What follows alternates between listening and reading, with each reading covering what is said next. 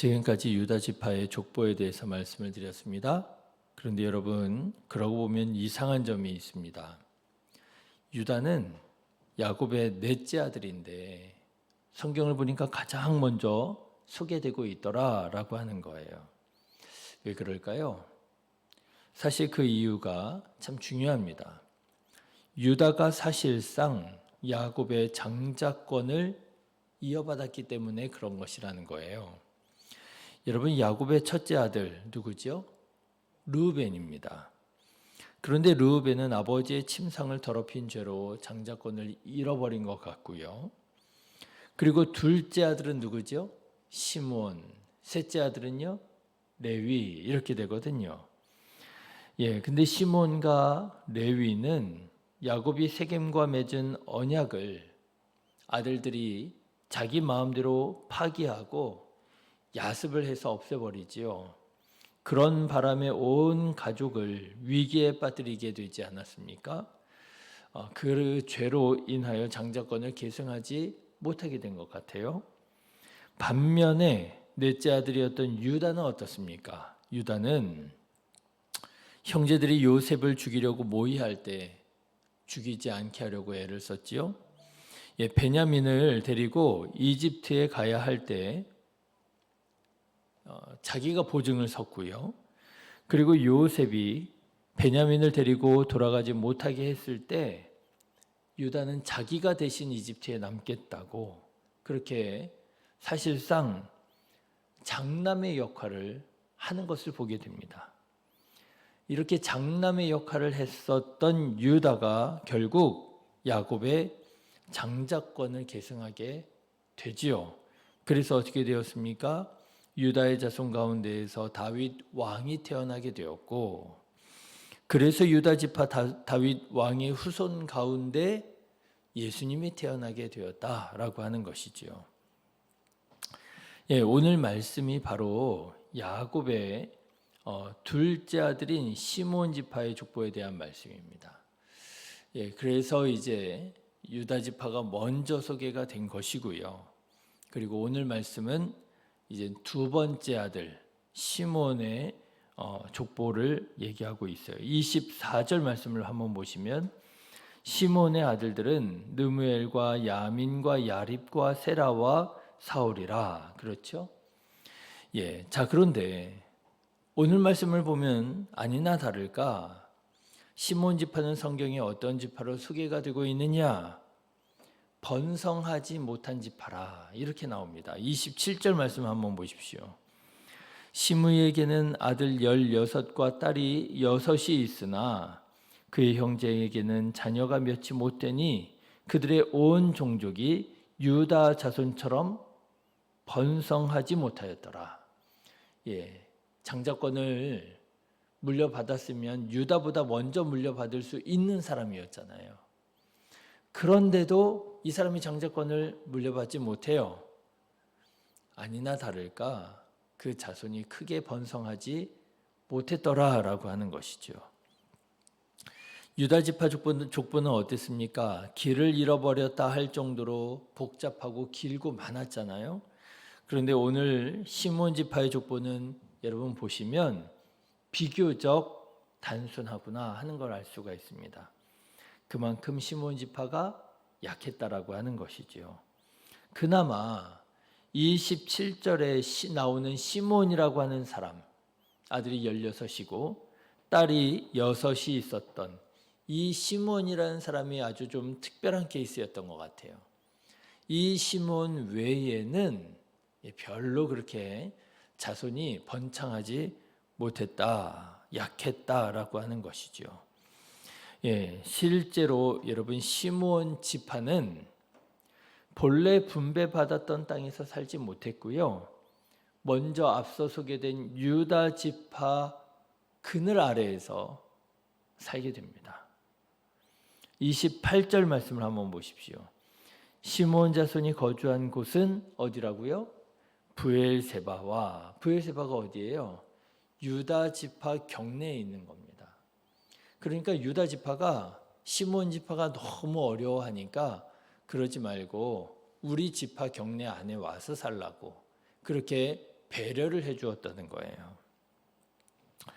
여러분, 이런 것을 보면 우리를 향한 하나님의 은혜와 사랑이 끝이 없고 한이 없다고 하지만 그 하나님의 은혜를 가볍게 여기면 그 결과가 이렇게 무섭게 돌아올 수 있구나 하는 무서운 생각이 듭니다.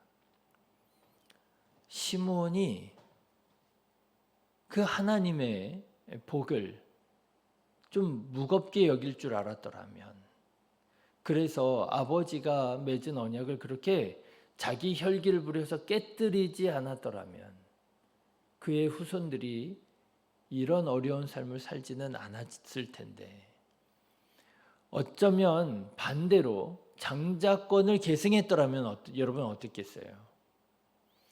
입장이 또 달라지지 않았겠습니까? 유다처럼 번성한 지파를 이룰 수 있지 않았을까요? 사랑하는 성도 여러분, 르우벤이나 시므온처럼 또는 레위처럼 하나님의 은혜와 복을 가볍게 여기는 사람 되지 마시고요, 유다처럼 귀하게 여길 줄 아는 사람 되셔서 여러분 하나님의 크신 은혜와 복을 받으실 수 있는 우리 성도님들 되시기를 주님의 이름으로 축원합니다. 장자로 태어나지 않았는데 장자의 역할을 하니까 어떻게 되었어요? 장자가 돼요. 그게 하나님의 복이더라고 하는 거죠. 자, 그런데 여러분, 오늘 시므온 지파에 대해서 이렇게 들여다보는 중에 번성하지 못했던 이 시므온 지파가 한번 크게 번성할 수 있는 기회를 얻게 되었음을 보게 됩니다. 언제요? 유다의 그늘 아래에 만족하지 않고 미래를 향해서 도전해 나아갈 때에 복을 받더라는 거예요. 자, 여러분 39절의 말씀을 한번 보십시오. 시므온 지파가 양떼를 키우기 위한 목장을 구하다가 그런 아름다운 목장을 발견하게 됩니다. 39절 같이 읽어보실까요? 그들이 그들의 양떼를 위하여 목장을 구하고자 하여 골짜기 동쪽 그돌지경에 이르러 기름지고 아름다운 목장을 발견하였는데 그 땅이 넓고 안정되고 평안하니 이는 옛적부터 거기에 거주해 온 사람은 함의 자손인 까닭이라 그랬습니다. 네, 여러분 시므온 지파가요, 자기네들이 지금까지 살고 있었던 유다 지파의 경내 그 머물던 곳에서 떠나기로 결정을 하는 거예요.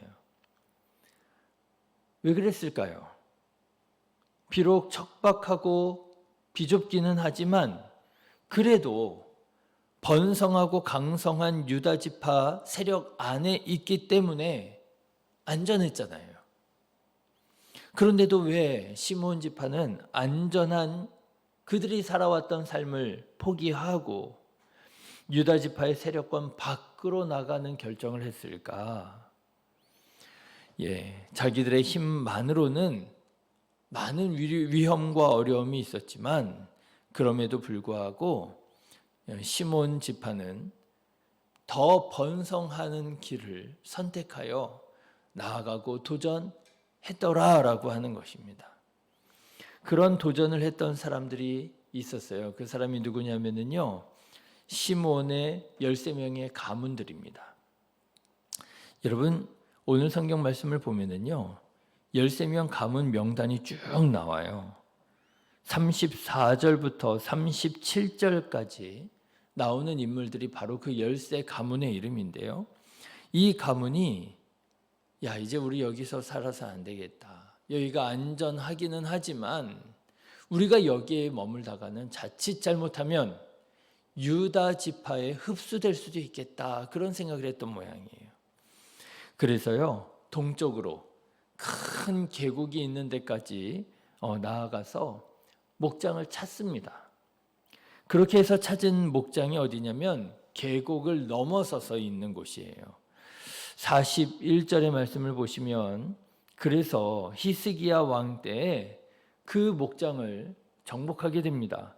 이 명단에 기록된 사람들이 유다 왕 히스기야 때에 가서 그들의 장막을 쳐서 무찌르고 거기에 있는 모으님 사람을 쳐서 진멸하고 대신하여 오늘까지 거기 살고 있으니 이는 그들의 양떼를 먹일 목장이 거기 있었더라. 그런 거예요. 그 결과가 어떻게 되었느냐 하면 38절입니다. 여기 기록된 것들은 그들의 종족과 그들의 가문의 지도자들의 이름이라 그들이 매우 번성한지라. 그러니까 여러분 그런 거예요. 유다 경내에 있을 때는 안전했습니다. 그렇지만 어떻게 됐습니까? 번성하지 못했습니다. 그런데 그들이 안전했던 유다 그늘 아래에서 떠나서 위험했지만 어려움이 있었지만 계곡 동쪽으로 나아갔을 때 어떻게 되었습니까? 그들이 거기에서 드디어 번성할 수 있었다라고 하는 거예요. 도전하지 않으면 승리가 없습니다. 그렇죠. 위험을 감수하지 않으면 보람도 없습니다. 물론 안전이 중요하지요. 하지만 여러분 시몬 지파가 끝까지 안전만을 추구했더라면 여러분 어떻게 되었겠습니까? 아마도 유다 지파에 흡수되어 버렸을 거예요.